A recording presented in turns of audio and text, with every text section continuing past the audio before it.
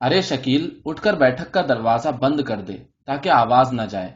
बड़ी चची छम्मी की बात का बुरा मानने के बजाय उसकी हिफाजत के सामान कर रही थी। मैं क्यों बंद करूं? अच्छा है अब्बा एक दिन इसकी हड्डियां तोड़ें। शकील अपने बस्ते में पेवंद लगाते हुए बड़े मजे में उचका। बकवास करता है। कितनी बड़ी है तुझसे छम्मी? बड़ी चची ने गुस्से से उसकी तरफ देखा और करीमन बुआ कश्ती में चाय के बर्तन रखते हुए उठ पड़ी। बैठक के दरवाजे बंद करके वो फिर बर्तन लगाने लगी। नारे लगाने के बाद सारे बच्चे छम्मी के साथ गा रहे थे। काशी में तुलसी तो बोई, बकरियां सब चर गईं, गांधी जी मातम करो, हिंदू की नानी मर गईं। छम्मी के इस खुद साख्ता गीत को सुनकर आलिया हंस पड़ी, मगर जैसे ही उसने देखा कि बड़े चचा बैठक के दरवाजे के पास खड़े हैं तो घबराकर छम्मी को पुकारने लगी। छम्मी ने मुड़कर देखा और फिर आराम से बच्चों में बताशे बांटने लगी। अरे इस पागल जाहिल को कोई नहीं समझाता। मैं एक दिन इसकी हड्डियां तोड़ दूंगा। बड़े चचा सहन में आकर खड़े हो गए। गुस्से से उनका मुंह सुर्ख हो रहा था। बच्चे भर्रा मारकर भाग पड़े। एक बच्चे के बताशे गिरकर टुकड़े टुकड़े हो गए थे और वो बड़े चचा की तरफ सहमी हुई नजरों से देख देख कर उन्हें चुन रहा था। आप तो बहुत काबिल है ना, मुझे बहुत पढ़ाया लिखाया है जो जहालत के ताने देते हैं। छम्मी भला क्यों चुप रहती? बड़े चचा उसकी तरफ लपके तो बड़ी चची बीच में आ गई। है, क्या दीवाने हो गए हो? जवान लड़की पर हाथ उठाओगे? बड़ी चची हाँफने लगी। भाई मार लेने दीजिए, दिल की हसरत तो निकल जाए। छम्मी डटकर खड़ी हो गई। आलिया उसका हाथ पकड़कर कमरे में ले जाना चाहती थी, मगर वो उसे भी धक्के मार रही थी। करीमन बुआ दमबखुद खड़ी थी। कुछ कहने की कोशिश में दादी की सांस चढ़ गई थी और अम्मा तमाशाइयों की तरह पलंग पर बैठी सब कुछ देख रही थी। छम्मी अंदर चलो मेरी बहन, मेरा कहना नहीं मानती? आलिया ने मिन्नत की तो छम्मी उसे अजीब सी नजरों से देखती अपने कमरे में चली गई। मैं क्या करूं, मुझे किस कदर आजिज किया है सबने। आलिया बेटी, तुम ही इन लोगों को समझाया करो। बड़े चचा का गुस्सा रफू चक्कर हो चुका था और वो बड़ी बेचारगी से आलिया को देखकर अपनी बेबसी की दाद चाह रहे थे। चंद मिनट बाद वो सर झुकाए बैठक में चले गए और जरा देर को सन्नाटा छा गया।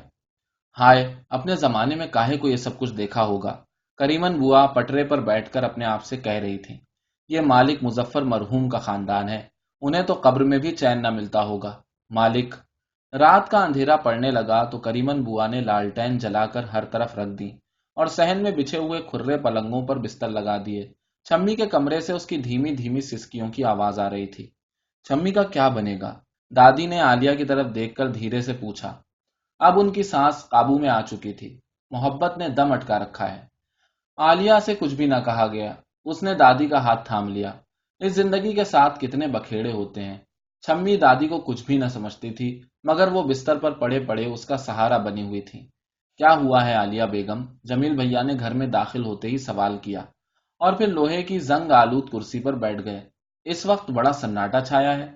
जमील भैया जब उसे आलिया बेगम कहते तो उसे ऐसा महसूस होता कि वो जहर उगल रहे हैं। वो चुप रही। मुस्लिम लीग का जलसा हुआ था यहाँ, बड़े भैया ने डांटा था, बस इतनी सी बात। अम्मा ने बड़े फसादी अंदाज में कहा। खूब खूब, वो जोर से हंसे। फिर हमारे अब्बा की रगे हमीयत फड़क उठी होगी। वाह, क्या अजीम आदमी है हमारे अब्बा भी। ये घर उनकी अजमत का मिसाली नमूना है। बरसों से कांग्रेस की गुलामी कर रहे हैं और मुझे एक नौकरी न दिला सके। हालांकि अब कांग्रेस की वजारत भी बन गई है। जमील भैया फिर हंसे। हाँ, अब तुम आग लगाओ, जरा पास लिहाज नहीं बाप का। बड़ी चची बिफर गई। कांग्रेस की खिदमत करते हैं तो किसी लालच से थोड़ी करते हैं। अम्मा आप क्या जाने, अरे मुझे सख्त भूख लगी है, अगर अब्बा के मेहमानों से कुछ बचा हो तो मुझे भी खिला दीजिए। जमील भैया मजाक पर तुल गए। बस हर दम बकवास करता है, कहीं और से खा खा कर इतना बड़ा हो गया है, यहाँ तो भूखा मरता है ना। बड़ी चची चीख पड़ी। भाई अम्मा तो खामखा नाराज होती हैं। जमील भैया हंस पड़े। अच्छा तुम ही बताओ आलिया बेगम, कि हमारे अब्बा यहाँ जिस दुनिया को बनाने की फिक्र में है, क्या हम उसके बाशिंदे नहीं हैं? आखिर हमें क्यों तबाह किया जाए? और मजहर चचा जो एक अंग्रेज का सर फाड़कर जेल चले गए, तो उन्होंने कौन सा कारनामा अंजाम दिया? क्या उन्होंने तुम सबको तबाह नहीं किया? अब तुमको इस घर में कितनी तकलीफ होगी। तुम लोगों ने कितने ठाठ की जिंदगी गुजारी थी। अभी तो मैं किसी भी लायक नहीं, वरना। वो एक लम्हे को रुक कर आलिया को देखने लगे। आप ऐसी बातें ना कीजिए जमील भैया, दादी कहीं सोते में भी ना सुन ले। वो जल्दी से जमील भैया के पास आकर आहिस्ता से बोली। जाने भाभी किस तरह ये सब कुछ बर्दाश्त करती हैं। मैं तो उनसे लड़ लड़ कर थक गई थी। भला क्या मिला उन्हें अंग्रेज दुश्मनी में? अम्मा ने ठंडी आह भरकर पान की गिलोरी मुंह में रख ली। क्या तुम मेरे साथ खाना ना खाओगी आलिया बेगम? जमील भैया ने करीमन बुआ के हाथ से कश्ती लेते हुए पूछा। نہیں بھائی، ابھی ہمیں بھوک نہیں۔ وہ اٹھ کر چھمی کے کمرے میں چلی گئی۔ وہ اب تک اپنے بستر پر اوندھی پڑی سسک رہی تھی۔ چلو باہر چلیں چھمی، اندر تو بڑی گرمی ہے۔ عالیہ نے اسے زبردستی اٹھایا۔ چھت پر چل کر ٹہلیں گے۔ چھمی کمرے سے تو نکل آئی مگر جمیل بھیا کو دیکھ کر وہیں بیٹھ گئی۔ آپ جائیے ٹہلیے۔ نیچے کے گھٹے ہوئے ماحول سے اوپر کی کھلی فضا میں آ کر اسے بڑا سکون محسوس ہوا۔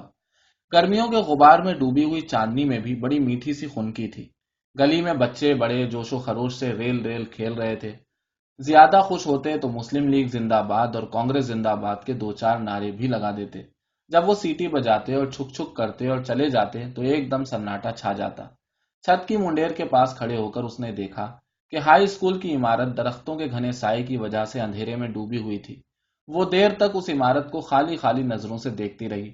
ایک دن شکیل اسی اسکول میں پڑھے گا، اسے اپنے خواب کی تعبیر ضرور ملے گی، مگر اس کے سارے خواب اڑا دھم ہو گئے۔ اب وہ کسی کالج میں نہ پڑھ سکے گی، پھر بھی اسے پڑھنا ہے، اپنے پیروں پر کھڑا ہونا ہے۔ ابا کب آئیں گے یہ کوئی نہیں جانتا۔ بڑے چچا اسے کتنے مایوس نظر آتے۔ جب وہ ابا کے مقدمے کے سلسلے میں بات کرتی ہے تو وہ ادھر ادھر کی باتیں چھیڑ دیتے ہیں۔ سوچتے سوچتے جب عالیہ نے آسمان کی طرف دیکھا تو چاند اسے بڑا مٹیالہ معلوم ہوا۔ عالیہ، اس نے چونک کر دیکھا تو جمیل بھیا اس کے پیچھے کھڑے تھے۔ یہاں اکیلے کیا کر رہی ہو؟ کچھ نہیں بھیا۔ تنہائی میں بھیا کے وجود سے وہ گھبرا گئی۔ بھیا ادھر ادھر دیکھ رہے تھے۔ یہاں گھبراتی ہوگی عالیہ، اگر تہمینہ زندہ ہوتی تو شاید تم خوش رہتی، اور شاید ہماری شادی بھی ہو چکی ہوتی۔ یقین جانو کہ یہ شادی میری انتہائی مخالفت کے باوجود ہو رہی تھی۔ پھر بھی جب وہ مری ہے تو ایک بار مجھے ایسا محسوس ہوا کہ میں رنڈوا ہو گیا ہوں۔ جمیل بھیا نے جیسے دکھ سے آنکھیں بند کر لی۔ مگر اب آپ ان باتوں کا ذکر کیوں کر رہے ہیں؟ ویسے ہی مجھے اس سے ہمدردی تھی نا، مجھے سب کچھ معلوم تھا نا، اور مجھے تو یہ بھی یقین ہے کہ وہ اپنی موت نہیں مری۔ جمیل بھیا نے اس کی آنکھوں میں آنکھیں ڈال دی۔ اب تو میں آپ کے گھر میں ہوں، جو چاہے کہیے۔ اس نے منہ پھیر لیا، مگر جمیل بھیا پھر اس کے سامنے آ گئے۔ سنو تو عالیہ، میں اتنا برا تو نہیں ہوں۔ بات یہ ہے کہ صفدر کا میرے پاس خط آیا تھا۔ اس نے التجا کی تھی کہ تہمینہ سے شادی نہ کرو، مجھے اس سے محبت ہے۔ پھر بھی میں اس شادی کو رکوا نہ سکا۔ آج تک اپنے کو مجرم سمجھتا ہوں۔ اگر میرا بس چلتا تو صفدر اور تہمینہ کی شادی کرا کے دم لیتا، مگر وہ ایک لمحے کو چپ ہو گئے۔ تم تو مجھے مجرم نہیں سمجھتی؟ ارے یہ تو سب کچھ جانتے ہیں۔ اس نے حیران ہو کر جمیل بھیا کی طرف دیکھا اور پھر نظریں جھکا لی۔ آپا کا راز افشا دیکھ کر اسے جمیل بھیا کی صورت سے نفرت ہونے لگی۔ ساری باتیں تیر کی طرح اس کے کلیجے میں چھت کر رہ گئی تھی۔ اگر میں چاہوں تو ابھی اپنے ماموں کے گھر جا سکتی ہوں۔ ماموں کی حقیقت جانتے ہوئے بھی وہ اور کس کا نام لے کر دھمکاتی؟ تم جا ہی نہیں سکتی، مجھے تم سے محبت ہے، پھر میں کیا کروں گا؟ جمیل بھیا کا پسیجا ہوا ٹھنڈا ہاتھ اس کے ہاتھ کو دبوچنے لگا اور اسے ایسا محسوس ہوا کہ وہ چھت میں دھنس رہی ہے۔ مارے کمزوری کے وہ اپنے کو بچا بھی نہیں سکتی۔ اس نے بڑی بے بسی سے جمیل بھیا کے ٹھنڈے ہاتھ کی طرف دیکھا اور اسے ایک دم وہ مینڈک یاد آ گیا جو برسات کے دنوں میں اس کے ہاتھ پر کود گیا تھا۔ اس نے ڈر کر آنکھیں بند کر لیں اور اس کے منہ سے چیخ نکل گئی۔ پھر جانے اسے کیا ہوا کہ وہ چیختی ہی چلی گئی۔ جب اس نے آنکھ کھولی تو سب لوگ اس کے پاس جمع تھے۔ اماں رو رہی تھیں اور بڑے چچا کوئی معجون چٹا رہے تھے، مگر جمیل بھیا وہاں نظر نہ آئے۔ آس پاس کمبخت ہندوؤں کے مکان ہیں، کوئی بھوت دکھائی دے گیا ہوگا۔ چمی نے اس کے آنکھ کھولتے ہی اظہار خیال کیا اور اماں بےتاب ہو کر اس کے ہاتھ چومنے لگیں۔ پھر وہی جہالت کی باتیں، کسی خیال سے ڈر گئی ہوگی، ذہنی بیماری ہے، تم یہ معجون روز کھانا، دماغ مضبوط ہو جائے گا بیٹی۔ بڑے چچا چھمی کو پھٹکار کر عالیہ کو نصیحت کرنے لگے تھے، اس لیے انہوں نے دیکھا بھی نہیں کہ چھمی اپنی جہالت کا بدلہ لینے کے لیے کس قدر بے چین تھی، مگر جانے کیا سوچ کر چپ ہو رہی تھی۔ آخر ہوا کیا تھا عالیہ؟ بڑی چچی نے پوچھا تو اس نے گھبرا کر اس طرح آنکھیں بند کر لی جیسے سونا چاہتی ہو۔ اب بھلا وہ سب کو کیا بتاتی؟ ابا کا مقدمہ ختم ہو گیا۔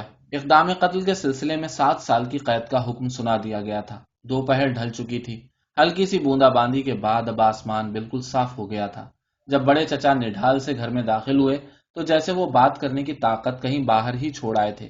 اماں ان کی کمر سے لپٹ گئیں۔ بڑے بھیا، مجھے اچھی خبر سنانا۔ اماں منہ اٹھائے انہیں بڑی امید و بیم سے تک رہی تھی۔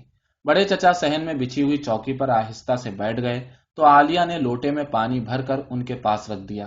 کیسی دھول اڑ رہی تھی بڑے چچا کے منہ پر۔ بڑے چچا کٹ پتلیوں کی طرح منہ پر پانی کے چھینٹے دینے لگے۔ وہ سب سے نظریں بچا رہے تھے۔ اماں کا صبر جواب دے گیا۔ بری خبر تو بڑے چچا کی آنکھوں سے جھانک رہی تھی۔ اماں ان کا منہ تکتے تکتے دھاڑ مار کر روئیں تو بڑی چچی اور کریمن بوا نے جلدی سے انہیں سنبھال لیا۔ اماں بھی کے کمرے کے دروازے بند کر دو، کہیں وہ رونے کی آواز نہ سن لیں۔ بڑے چچا نے عالیہ کی طرف دیکھ کر کہا اور پھر اماں سے مخاطب ہوئے، مظہر کی دلہن، صبر سے کام لو، یہ 7 سال بھی گزر جائیں گے، اور یہ بھی ہو سکتا ہے مظہر 1 سال بھی جیل میں نہ رہے، کیا پتا ہم آزاد ہو جائیں۔ سب بیکار باتیں ہیں بڑے بھیا، انہوں نے بھرا گھر اجاڑ دیا، اب 7 سال کون گزارے گا؟ ہائے 7 سال نہیں گزرتے، اماں بلک بلک کر رو رہی تھیں۔ ارے حاکموں نے نہیں دیکھا اس گھر کا زمانہ، انہیں پتا نہیں یہ کس کا بیٹا ہے۔ اپنے مالک مرحوم تو لوگوں کو پھانسی کے تختے سے اتروا لیتے تھے، حاکم ان کی ڈالیوں پر جیتے تھے، پر اب زمانہ بگڑ گیا۔ گزرا زمانہ یاد کر کے کریمن بوا کا منہ سرخ ہو رہا تھا، اور وہ روتی ہوئی اماں کو لپٹائے کمرے میں لے جانے کی کوشش کر رہی تھی۔ ہم اجڑ گئے، تباہ ہو گئے، انہیں مجھ سے کون سی دشمنی تھی جو یہ سب کر دیا؟ اماں بے قابو ہو کر اپنے کو چھڑا رہی تھی۔ جب اماں کو زبردستی کمرے میں لے جایا گیا تو وہ صحن میں تنہا کھڑی رہ گئی۔ اماں کی گریہ و زاری نے کسی کو بھی اس کی طرف متوجہ نہ کیا، کسی نے بھی نہ دیکھا کہ اس کے دل پر کیا گزر گئی۔ ایک بار تو اسے ایسا محسوس ہوا کہ اس کے پیروں تلے کنواں کھد گیا ہے، وہ دھیرے دھیرے گر رہی ہے۔ جانے کس طرح اس نے آگے بڑھ کر لوہے کی کرسی تھام لی۔ صحن میں کیسا سناٹا چھایا تھا۔ چند لمحوں بعد سیڑھیوں کو طے کرتی وہ اپنے کمرے میں چلی گئی، اور پھر اپنے بستر پر گر کر ایک دم سسکنے لگی۔ اچھی طرح رو چکنے کے بعد جب اس کا دل ٹھکانے آیا تو وہ بالکل خالی اس ذہن ہو رہی تھی۔ اس نے یوں ہی اپنے کورس کی کتابیں اٹھا کر پھر سے رکھ دیں۔ 5 بجے ماسٹر کو پڑھانے کے لیے آنا تھا۔ اس نے کتابوں پر تکیہ رکھ دیا، جیسے آج تو وہ ان کتابوں کی صورت سے بھی بیزار ہو۔ آج کون سی تاریخ ہے؟ اس نے اپنی یاد کو کریدا۔ آج رات سزا کا ایک دن گزر جائے گا، شام تو ہونے والی ہے۔ اس نے بڑی امید سے اس ایک دن کو آگے دھکیل دیا۔ سیڑھیوں پر کسی کے قدموں کی چاپ ہو رہی تھی۔ اس نے دیکھا کہ بڑے چچا اس کی طرف بڑھ رہے ہیں۔ وہ اپنے بستر پر بیٹھ گئی۔ اس نے بڑے صبر سے ان کا اترا ہوا چہرہ دیکھا، لیکن جب بڑے چچا نے اس کی آنکھوں میں جھانکتے ہوئے سر پر ہاتھ پھیرا تو وہ کانپ کر رہ گئی۔ آنسوؤں کے پردے کے اس پار سب کچھ دھندلا کر رہ گیا۔ تمہیں اپنی ماں کو سنبھالنا ہے بیٹی، تم ہمت سے کام لو۔ مجھے امید ہے کہ جیل کی دیواریں اسے زیادہ دن نہ روک سکیں گی، ٹھیک ہے نا؟ بڑے چچا نے لمبی سانس بھری۔ کیسا یقین تھا چچا کی آنکھوں میں کہ وہ سر جھکانے پر مجبور ہو گئی۔ بڑے چچا چلے گئے تو وہ آنسو پوچھ کر جیسے بڑے سکون سے لیٹ گئی۔ شام ہو رہی تھی۔ گلی میں موتیے کے ہار بیچنے والے صدا لگاتے گزر رہے تھے۔ کمرے میں ہلکا سا اندھیرا چھا رہا تھا، لیکن عالیہ منہ چھپائے بستر پر پڑی رہی۔ بڑی چچی، چھمی، کریمن بوا سبھی تو باری باری اس کے پاس آئیں، اسے نیچے لے جانے کی ضدیں کی، مگر وہ کیسے جاتی؟ بھلا وہ اپنی اماں کو کس طرح دیکھتی؟ اماں جو 1 سال سے اس گھر میں مسافروں کی طرح بیٹھی تھیں، اب مایوسی نے ان کا سفر ختم کر دیا تھا۔ بندھا ہوا سامان کھل گیا، گلی میں بجلی کا بلب روشن ہو گیا تھا۔ وہ کمرے سے نکل کر چھت پر آ گئی۔ آج تو اسے اندھیرا بڑا اچھا لگ رہا تھا۔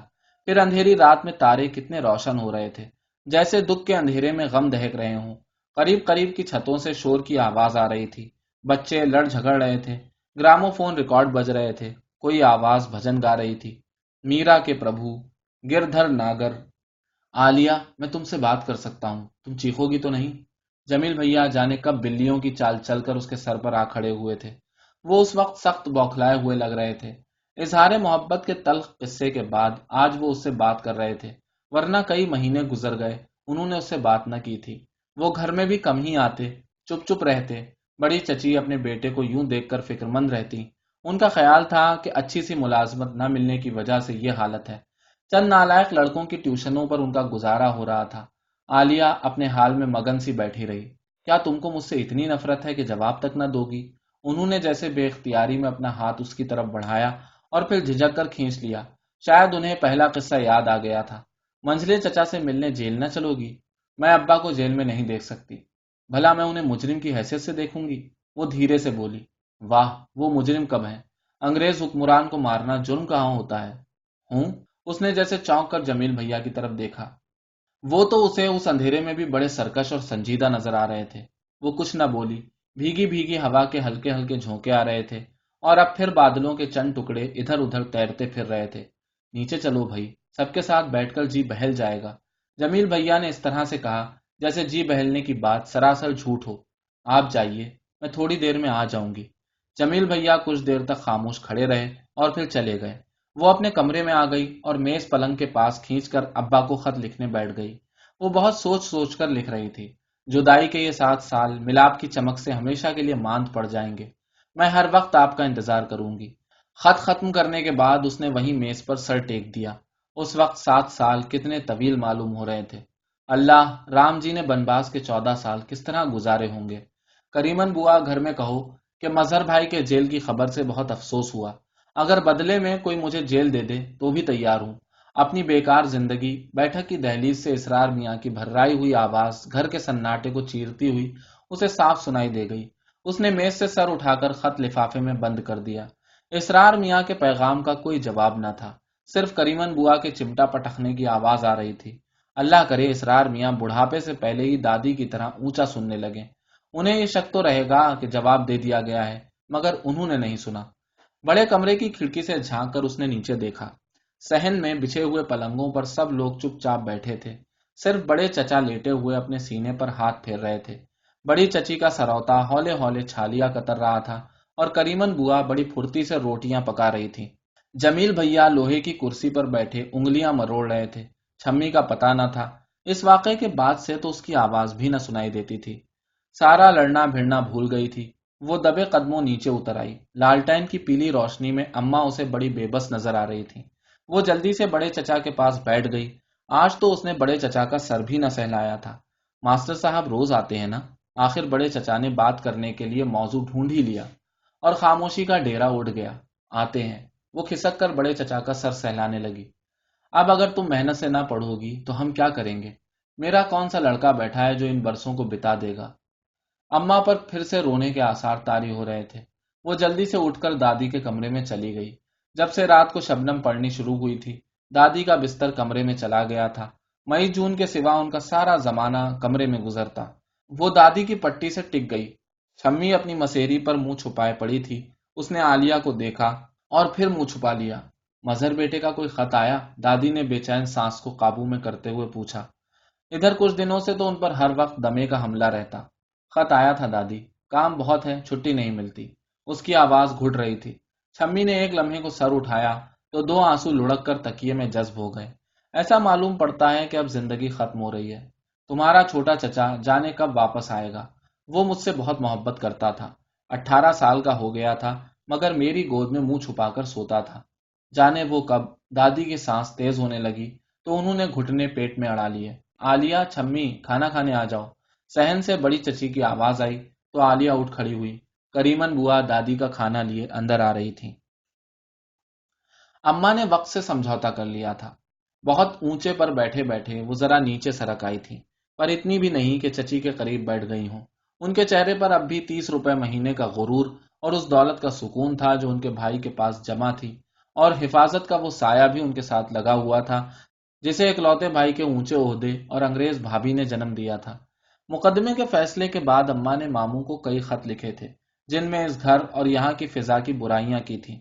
उनके पास रहने की ख्वाहिश का इजहार किया था, मगर मामू ने बड़ी बेबसी से जवाब दिया था कि इस तरह वो भी हुकूमत की नजरों में आ जाएंगे और उनका ओहदा खतरे में पड़ जाएगा। आलिया ने अम्मा से उस खत का जिक्र न किया था जो उन्होंने उसे लिखा था, और बड़ी सफाई से एतराफ किया था कि उनकी बीवी आजाद फिजा की परवरदा है। उसके मुल्क में यह रिवाज नहीं कि खामखा खानदानी झमेलों को पालकर जिंदगी तल्ख की जाए। इसलिए जरूरी है कि किसी बहाने वो अपनी माँ को वहीं रहने पर मजबूर करे। उसने ये खत पढ़कर फाड़ दिया था। वो अम्मा का दिल न तोड़ना चाहती थी। आस टूटने के बाद इंसान के पास क्या बच रहता है? सहारे चाहे धोखा ही क्यों ना दे जाएं, मगर कुछ दिन तो काम आ ही जाते हैं। उसे मामू से सख्त नफरत हो गई थी। ये हंस की चाल चलने वाला कौवा अपनी चाल भी भूल गया। मामू का खत पाकर उसने बड़ी हिकारत से सोचा था, जब वो खुद किसी काबिल हो जाएगी तो अम्मा के सहारे को नोच कर दूर फेंक देगी। उसने फैसला किया कि अब वो और भी मेहनत से पढ़ेगी। उन दिनों बड़े जोर की सर्दी हो रही थी, फिर भी वो रात को 12-12 बजे तक पढ़ती रहती, और जब शकील आवारा गर्दी करके हौले हौले सदर दरवाजा खटखटाता तो वो दबे कदमों जाकर जंजीर खोल देती। शकील हाई स्कूल में दाखिल हो चुका था। फीस के रुपए उसने अम्मा से छुपाकर उसे दिए थे, मगर इतनी बहुत सी किताबें खरीदने के लिए वो कहां से रुपए लाती। शकील के पास भी यही बहाना था कि दोस्तों के साथ मिलकर पढ़ता है। उसकी आंखों में कैसी ढट्टाई आ गई थी। आलिया दरवाजा खोलते हुए कभी कभी तंबीह करती तो बड़ी बेअतनाई से हंस पड़ता। आज भी रात को जब वो पढ़ रही थी तो दरवाजा खटका। वो किताबें रखकर जल्दी से सीढ़ियां उतरने लगी, और जब दरवाजा खोल रही थी तो जमील भैया कानों पर मफलर लपेटे अपने कमरे से बाहर निकल आए। आलिया को देखकर एक लम्हे को ठिठके और फिर शकील का बाजू पकड़कर उसके मुंह पर 2-3 थप्पड़ मार दिए। ले, ये सबक भी याद कर ले। शकील ने जमील भैया को ऐसी नजरों से देखा जिनमें मुकाबले की ताकत थी, मगर वो जल्दी से बड़ी चची के कमरे में चला गया। खामखा मारते हैं, उसे किताबें खरीद दीजिए, फिर क्यों जाएगा दोस्तों में पढ़ने, वो धीरे से बोली। किताबें? मुझे भी किसी ने किताबें नहीं दी थी, मगर मैं ऐसा न था। ये इतना बड़ा ऊंट का ऊंट कुछ नहीं सोचता, घंटे 2 घंटे पढ़कर भी आ सकता है। और फिर तुम देखती नहीं हो कि इसे सिल्क की कमीज किसने बनवा कर दी है? मेरा तो कोई ऐसा दोस्त न था। भैया गुस्से से हाथ मल रहे थे और वो बेवकूफों की तरह उन्हें देख रही थी। फिर क्या हुआ जो किसी दोस्त ने कमीज बनवा दी? भैया सर झुकाए खड़े थे। उसे उनकी हालत पर रहम आने लगा। बेचारे रुपए की किल्लत की वजह से कोई ट्रेनिंग भी न ले सके, ढंग की मुलाजमत नहीं मिलती, ट्यूशनों के रुपए भी बड़ी चची के हाथ में टिका देते हैं। उस पर यह शकील उल्लू तंग करता है, कहना नहीं सुनता। वो ऊपर जाने के लिए मुड़ी तो जमील भैया भी साथ हो लिए। मैं भी तुम्हारे साथ चलूं, जरा देर बातें करेंगे। भला ये कौन सा वक्त है बातों का, सो रही है, उसने जल्दी से कहा और जीने पर कदम रख दिया। वाह, ये आप इस वक्त क्या कर रही हैं बजिया? छम्मी जाने किस काम से उठी थी। मैं शकील के लिए दरवाजा खोलने आई थी।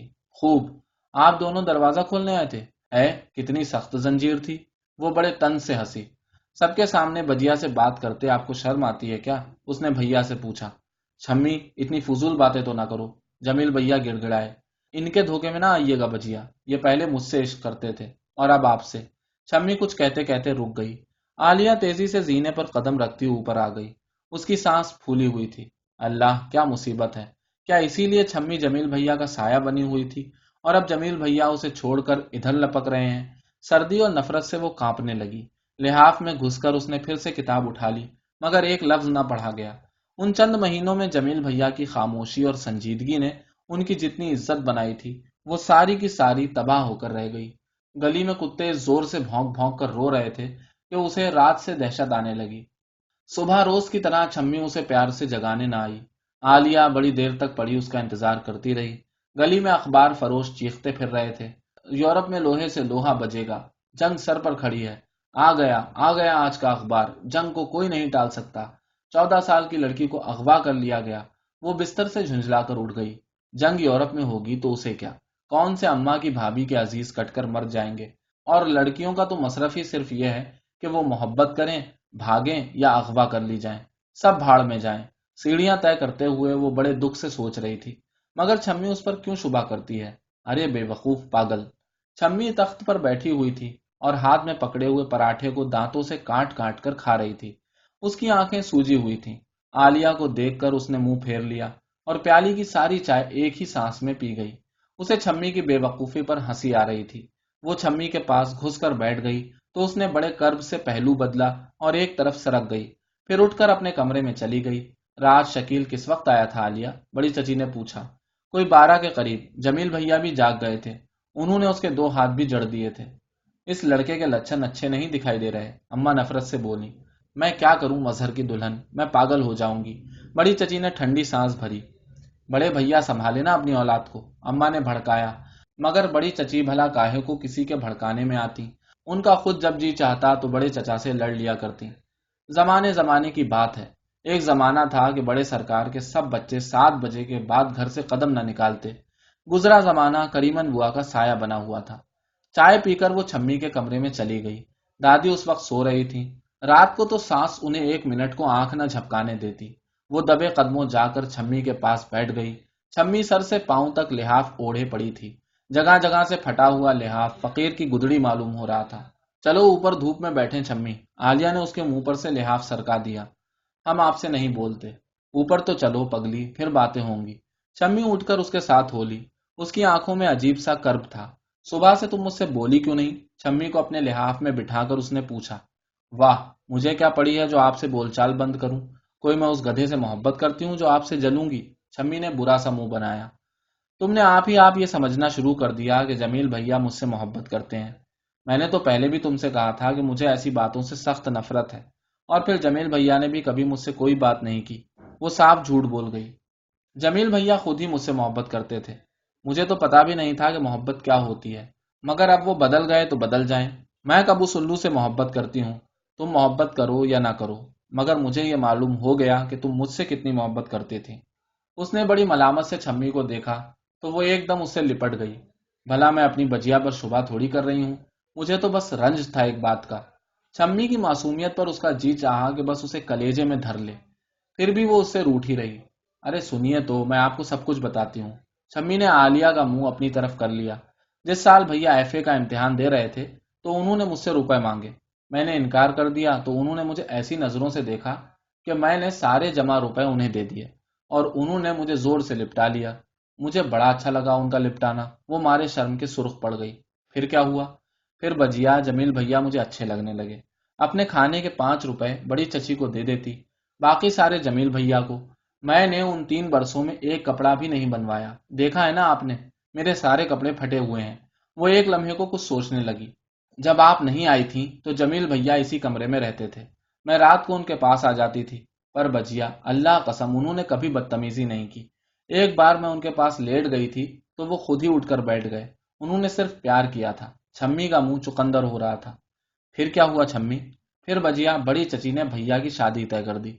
बड़ी चची का ख्याल था कि अगर जमील भैया मजहर चचा के दामाद बन गए तो वो आप ही एमए करा देंगे और ट्रेनिंग भी दिलवा देंगे। वैसे मैं चुपके से आपको बता दूं कि बड़ी चची आपकी अम्मा से बहुत डरती हैं। बस इसीलिए बगैर रिश्ते के कैसे कहती कि आगे बढ़ा दो, मेरा मियाँ तो निकम्मा है।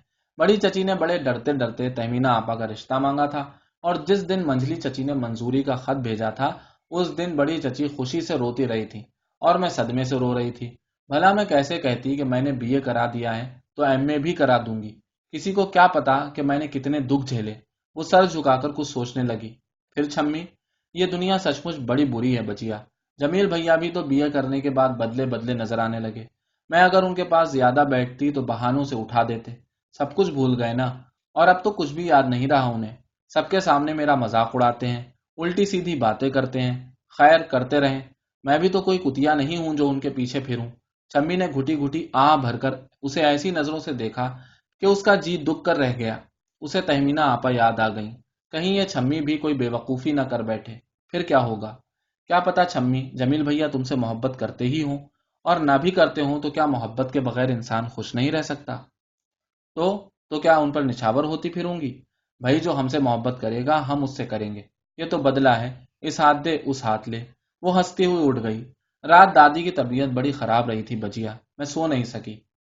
छम्मी के जाने के बाद वो देर तक यूं ही लिहाफ में बैठी झूमती रही और फिर किताबें उठाकर धूप में जा बैठी। हाय, क्या मिल गया जमील भैया को इस बेचारी से खेल कर। मगर ये औरतें मोहब्बत की इतनी भूखी क्यों हैं? रात के 12 बज रहे थे। अब वो पढ़ते पढ़ते थक चुकी थी। उसने किताबें मेज पर रख दी। वो सोना चाहती थी मगर सो न सकी। और जब नींद ना आए तो कितनी बहुत सी बातें जहन में कुलबुलाने लगती हैं। अब्बा का खत क्यों नहीं आया? आपा तहमीना ने इश्क के पीछे जान गंवा दी और अब वो बिल्कुल तन्हा है। किसी की रफाकत नसीब नहीं। अम्मा अपने दुखों में मुब्तला हैं। उन्होंने कभी अपनी इस औलाद के दिल में झांक कर नहीं देखा, उसके लिए कुछ नहीं सोचा। और जमील भैया ख्वामख्वाह उसकी राह का रोड़ा बन रहे हैं। क्या उन्हें जिंदगी में और कोई काम नहीं है? लाहौल विला, मगर वो उनके लिए सोच ही क्यों रही है? खिड़की से रोशनी अंदर आ रही है, इसलिए नींद नहीं आती। उसने दोनों पट भेड़ दिए। निचली मंजिल में अचानक सबके बातें करने की आवाज आने लगी। वो दम साध कर बातें सुनने की कोशिश करने लगी। 12 बजे हैं, शायद शकील आया होगा और सब उसकी ताक में होंगे। जीनों पर कदमों की चाप हुई तो वो घबरा कर उठ बैठी। जमील भैया उसकी तरफ आ रहे थे। आलिया, दादी की तबीयत सख्त खराब है, जरा देर को नीचे चलो। वो बहुत संजीदा हो रहे थे। तुम घबराओगी तो नहीं? एक दिन सब पर यह वक्त आना है। उसका दिल जोर से धड़का। वो सब समझ गई थी। उसे महसूस हुआ कि उसके पांव कांप रहे हैं, मगर वो बड़ी हिम्मत से जमील भैया के साथ हो ली। जमील भैया उसका हाथ थामे हुए थे, मगर उसे तो पता ही न चल रहा था कि ये हाथ उसका है या किसी गैर का। दादी की मसहरी खींचकर उनका मुंह किबले की तरफ कर दिया गया था। अम्मा, बड़ी चची और बड़े चचा मसेरी के इर्द गिर्द खामोशी से खड़े हुए थे। दादी की वो झगड़ालू सांस जाने कितनी पुरसुकून हो गई थी। दूर दूर जिंदगी की आहट भी न महसूस होती। दादी की आंखें दरवाजे पर टिकी हुई थीं। अभी उनमें इंतजार का नूर बाकी था। शायद वो उस वक्त भी अपने सबसे लाडले छोटे बेटे का इंतजार कर रही थी। और छम्मी दादी के कदमों से लिपटी घुटी घुटी सिसकियां भर रही थी। जालिम छोटे चचा। आलिया की नजरों में अनदेखे छोटे चचा का भयानक नक्शा फिर गया। उसका जी चाह रहा था कि वो चीख कर कहे, दादी, अब तो ऐसी बेकार औलाद का इंतजार न करो। करीमन बुआ बड़ी बेताबी से मसेरी के चारों तरफ घूम घूम कर दुआएं कर रही थी। مولا مالکن کو صحت دے دے اور بدلے میں مجھے اٹھا لے، مولا مولا۔ بابر نے بھی تو اس طرح ہمایوں کی جان کی امان چاہی تھی۔ اے کریمن بوا، یہ کون سی محبت ہے جو تمہارے دل میں ٹھانٹے مار رہی ہے؟ عالیہ نے بڑھ کر کریمن بوا کو بٹھانا چاہا، انہیں لپٹانا چاہا، مگر وہ اپنے کو چھڑا کر پھر دعائیں کرنے لگی۔ مولا مولا۔ ایک ہچکی کے ساتھ دادی کو دائمی سکون مل گیا۔ کریمن بوا ہاتھ جوڑ کر کھڑی ہو گئی، ان کی آنکھوں میں ایک بھی آنسو نہ تھا۔ بڑے چچا نے نفس پر سے ہاتھ ہٹا کر دادی کے ہاتھ سینے پر باندھ دیے اور لحاف سے منہ چھپا دیا۔ کریمن بوا سر جھکائے کمرے سے نکل گئیں۔ چھمی، اب اٹھ جا بیٹی۔ بڑی چچی نے چھمی کو اٹھایا تو دادی کا ڈھکا ہوا منہ دیکھ کر وہ بے قابو ہو گئی۔ بڑے چچا کا منہ ضبط کی وجہ سے سرخ ہو رہا تھا اور ان کی آنکھوں سے ماں کی محبت بھری کہانیوں کی یادیں جھانک رہی تھیں اور دائمی جدائی کا صدمہ لرز رہا تھا۔ بڑے چچا سر جھکائے بیٹھک میں چلے گئے۔ شاید اسرار میاں کو اطلاع دیتے۔ اماں اور بڑی چچی چھمی کو چپ کرانے کی کوشش کر رہی تھیں، مگر وہ ہاتھوں سے نکل جاتی۔ پھر جب جمیل بھیا نے بڑھ کر اس کے شانے پر ہاتھ رکھ دیا تو چھمی کا سر جیسے خود بخود ان کے سینے پر آ ٹکا اور وہ اس طرح چپ ہو گئی جیسے کبھی روئی نہ تھی۔ وہ کمرے سے باہر آ گئی۔ کریمن بوا صحن میں اینٹوں کا چولہا بنا کر بڑے سے پتیلے میں پانی گرم کر رہی تھی، اور وہ جو اب تک دادی کی موت پر ایک آنسو بھی نہ بہا سکی تھی، اندھیرے میں آگ کے لرزتے شعلوں کو دیکھ کر سسک اٹھی۔ کریمن بوا نے اس کی طرف دیکھا اور سر جھکا لیا۔ رات دادی کی مسحری کے پاس بیٹھ کر کٹ گئی۔ اماں اور بڑی چچی آج دادی کے سارے ظلم و ستم بھول کر انہیں اس طرح بلک بلک کر یاد کر رہی تھی جیسے ان کے بغیر دنیا سونی ہو گئی ہو۔ جب تک دادی زندہ رہی ان کے ظلم و ستم نے سب کے کلیجے چھلنی رکھے۔ بڑھاپے کے آتے ہی سب نے انتقام لے لیا، بیکار چیز کی طرح اٹھا کر ایک طرف ڈال دیا، اور پھر زندگی کی مصروفیتوں کے اتنے دورے پڑے کہ دادی ٹکر ٹکر منہ تکنے کے سوا کچھ نہ کر سکیں۔ عالیہ کا جی چاہا کہ وہ اپنے کانوں میں روئی ٹھونس لے۔ اماں اور بڑی چچی کی محبت کی داستانیں اس سے نہ سنی جا رہی تھیں۔ آخر اس وقت سب کو ان کے ظلم و ستم کیوں نہیں یاد آتے؟ اسے تو صرف چھمی اچھی لگ رہی تھی جو کوئی بات نہ کر رہی تھی، بلکہ تھوڑی دیر رو لینے کے بعد دری کے ایک کونے پر لیٹی بڑے سکون سے سو رہی تھی، جیسے اب بھی اس کا سر جمیل بھیا کے سینے سے ٹکا ہو، اور کریمن بوا جو سامنے ٹھنڈی ہوا میں بیٹھی گیلی لکڑیاں پھونک رہی تھیں اور گود میں رکھے ہوئے قرآن پاک کو ہل ہل کر پڑھے جا رہی تھی۔ کتنے صبر اور خاموشی سے انہوں نے دادی کی موت کو برداشت کر لیا تھا۔ 6 سال سے تنے تنہا دادی کی خدمت کرنے والی کریمن بوا نے ایک آنسو بھی نہ بہایا تھا۔ اس کا جی چاہ رہا تھا کہ وہ بھی دری کے ایک کونے پر سکڑ کر سو رہے۔ اسے دادی سے نہ تو شدید محبت تھی اور نہ کوئی شکایت، بس وہ اس کی دادی تھی۔ پھر بھی وہ لیٹ نہ سکی کیونکہ اماں نے چھمی کے سو جانے پر بڑی نفرت سے نکتہ چینی کی تھی۔ آخر کو صبح ہو گئی۔ کریمن بوا نے صحن میں دری بچھا دی تھی اور محلے کی عورتیں آ کر جمع ہو رہی تھیں۔